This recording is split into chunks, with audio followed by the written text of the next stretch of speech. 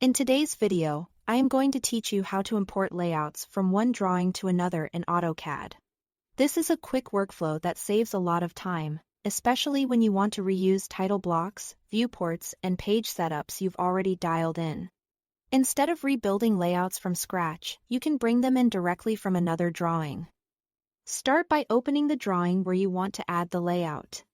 This is your destination file, the place where the imported layout will appear as a new tab. It's a good idea to save your work first, just to keep everything tidy.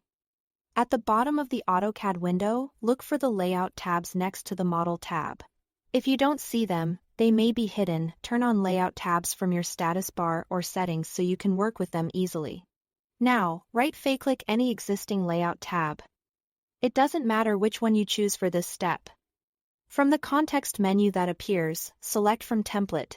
This option tells AutoCAD you want to import an existing layout, and AutoCAD treats other files, both templates and drawings, as sources for those layouts.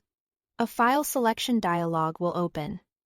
By default, it may be set to look for template files. Change the files of type field to drawing. .dwg. This is important because many of your reusable layouts will live inside regular drawing files, not just template files. Switching the file type lets you browse and select those drawings. Browse to the drawing that already contains the layout you want to reuse. Select it and click Open. Try to pick a source file you trust, one that already plots correctly and has the title blocks, viewports, and page setups configured the way you like. When you open it, AutoCAD will read the layouts inside without changing your source file. You'll see a list of layouts from that drawing. Select the one or more layouts you need and click OK. You can select multiple layouts in one go if you like. AutoCAD will then add them to your current drawing as new layout tabs. They come in with their names, viewports, plot settings, and page setups intact, so they're ready to use right away. If a layout references external files or plot style tables, those references carry over too.